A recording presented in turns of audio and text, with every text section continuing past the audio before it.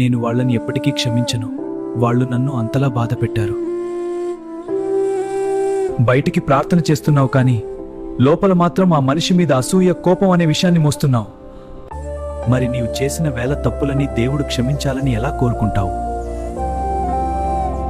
బాప్తిస్మం తీసుకున్న నీవు క్రీస్తులాగా ప్రేమించాల్సింది పోయి పాత కక్షలని తలుచుకుంటూ నీవే కాల్చుకుంటున్నావు. పగ అనేది ఎదుటివారిని చంపే ఆయుధం కాదు, అది నిన్ను లోపల నుండి తినేసే ఒక చెదుపురుగు. మనుషుల అపరాధములను మీరు క్షమించిన ఎడల మీ పరలోకపు తండ్రియు మీ అపరాధం క్షమించును. నీవు క్షమించకపోతే నీ ఉపవాసానికి, నీ ప్రార్థనకు అర్థం లేదు. ఈరోజు నీ మనసుని గాయపరిచిన ఆ మనిషి పేరు తలుచుకుని, దేవా నా వల్ల కావడం లేదు, కానీ నీ ప్రేమ కోసం నేను వారిని క్షమిస్తున్నాను. క్షమించడం అంటే వాళ్ళు గొప్పవాళ్ళని కాదు, నీవు దేవుని బిడ్డవని అర్థం. ఆ భారము దించే, నీ మనసు తేలికొతుంది. పగను వదిలేద్దాం, ప్రేమను పంచుదాం.